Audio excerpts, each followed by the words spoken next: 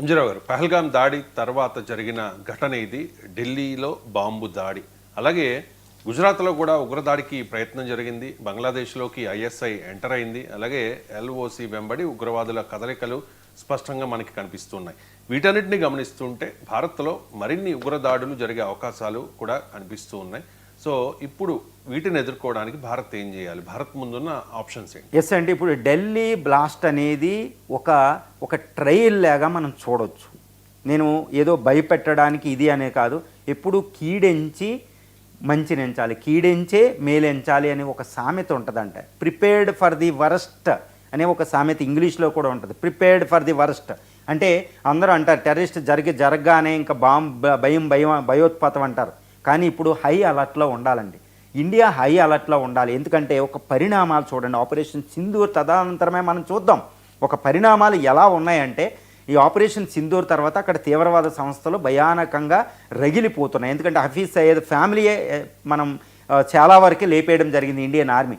పాకిస్తాన్ ప్రజలు ఇప్పుడు ఆపరేషన్ సింధు జలాలు ఆగిపోవడం, పాకిస్తాన్లో ఆర్మీకి యాంటీ ఇండియన్ యాటిట్యూడ్ తీసుకురావడం కష్టమైపోతుంది, అక్కడ రాజకీయాలు బతకడం కష్టమైపోతుంది.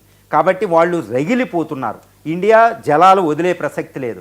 ఆ టెర్రరిజం ఆపితేనే మా సింధు జలాలు మీకు వస్తాయనేది ఇండియా చెప్పడం జరిగింది. సింధు జలాలు మనం ఎట్టి పరిస్థితులు ఇవ్వలేం, ఎందుకంటే వాళ్ళు టెర్రరిస్టులు నిజాన్ని ఆపరు కనుక. కాబట్టి అనివార్యమని భావించవచ్చు. ఇప్పుడు లష్కర్ ఈ తోయిబా మళ్ళీ ఫండింగ్ రైజ్ చేసుకుని సిద్ధంగా ట్రైనప్ చేసి ఇన్ఫిల్ట్రేట్ అవ్వడానికి రెడీగా ఉన్నాయి. రీసెంట్గా ఇప్పుడు ఫరీదాబాద్లో 3000 కిలోలు blasting explosive, highly intensive explosive దొరకడం అనేది చాలా పెద్ద ఇండికేషన్ అనమాట. తర్వాత రీసెంట్గా గుజరాత్ ఏటీఎస్ అనేది, హైదరాబాద్, వీటిలో తీవ్రవాద మూలాలు మనకు కనపడడం అనేది జరుగుతుంది. తర్వాత ఇండియాలోనే, పాకిస్తాన్లోనే కాకుండా ఈస్టర్న్ బోర్డర్ బంగ్లాదేశ్ కూడా అనిశ్చితమైన పరిస్థితి. అక్కడ మలేషియా నుంచి జాకిర్ హుస్సేన్ అక్కడికి రావడం చాలా ప్రమాద గంటిక. ఎందుకంటే ఆయన చాలా భయానకమైన ఇన్స్టిగేట్ చేయగలుగుతాడు. తర్వాత ఐఎస్ఐ బంగ్లాదేశ్ వెళ్ళడం, బంగ్లాదేశ్లో యాంటీ ఇండియన్ పార్టీస్ అనేవి చాలా తీవ్రంగా ప్రయత్నం చేస్తున్నాయి. ఎందుకంటే బంగ్లాదేశ్ ఎన్నికల్లో యాంటీ ఇండియా పార్టీలు అక్కడ గెలవాలి. సో అక్కడ మనకు అశాంతి ప్రబల ఉంది. బంగ్లాదేశ్ నుంచి అక్కడ నుంచి ఇన్ఫిల్ట్రేటర్స్ వస్తుంటే అక్కడ బీఎస్ఎఫ్ ఆపుతుంది. ఇవన్నీ చాలా జాగ్రత్తగా ఉండాలి. తర్వాత రీసెంట్గా ఒక నెల క్రితం నేపాల్లో కూడా నేపాల్ నుంచి తీవ్రవాద దాడులు వచ్చే అవకాశం ఉందని మన ఐబీ వాళ్ళు హెచ్చరించడం జరిగింది. సో ఈ పరిస్థితులు అన్నీ చూస్తూ ఉంటే ఈ బీహార్లో ఎలక్షన్, వచ్చే ఎలక్షన్స్ ఉంది, కోయిలేషన్ గవర్నమెంట్ ఉంది, ఫెస్టివల్ సీజన్ ఎప్పుడు కూడా ఫెస్టివల్ సీజన్లో జరుగుతూ ఉంటాయి ఇండియాలో.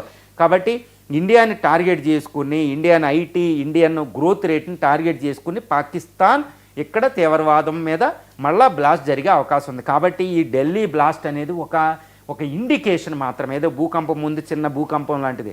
అంటే ఇండియాలో ఇంకా దాడులు జరిగే అవకాశం ఉంది అనేది వీటినన్నీ ఆధారంగా మనం చెప్పుకోవచ్చు. కాబట్టి ఇండియా అనేది ఎట్టి పరిస్థితుల్లో కూడా హై అలర్ట్గా ఉండాలి. ఇక్కడ హై అలర్ట్గా ఉండాలి అంటే ఒక్కటేనండి, ప్రతి భారతీయుడు అలర్ట్గా ఉండాలి. 142 కోట్ల మంది భారతీయులు అజిత్ దోవల్గా తయారైపోవాలి. ఓకే, ఇండియాని కంటికి రెప్పలా కాపాడుకోవాలి. అప్పుడే మనం దాన్ని ఆపగలుగుతాం. ఏమైనా ఇండియా అన్న హై అలర్ట్ అన్ని అంటే తిరుపతి, అయోధ్య, పెద్ద పెద్ద మత టెంపుల్స్ అన్నీ హై అలర్టు, చర్చిలు, మాస్కులు అన్ని చోట్ల హై అలర్ట్ పెట్టడం జరిగింది. All airport on high alert, all railway stations, పార్కులు, పబ్లిక్ ప్లేసెస్ అన్ని చోట హై అలర్ట్ ఉంది. సెక్యూరిటీని కార్డన్ ఆఫ్ చేయడం జరిగింది. ఎక్కడికక్కడ చెకింగ్ జరుగుతుంది. ఎన్ని పోర్టుల దగ్గర, ఎయిర్పోర్టుల దగ్గర మనం చూసుకోవచ్చు. High alert, India is on high alert అండి. Entire India on high alert. అందువల్ల పీపుల్ కూడా అందరూ కూడా చాలా జాగ్రత్తగా వ్యవహరిస్తే ఇండియాని టెర్రరిస్ట్ ఆర్గనైజేషను వాళ్ళ యొక్క భయంకరమైన అకృత్యాల నుంచి మనల్ని ఇండియా నుంచి కాపాడుకోవడం. High alert is always important. MG Rao గారు, ఈ ఢిల్లీ బ్లాస్ట్ తర్వాత దేశంలో ఒక రకమైన భయానక వాతావరణం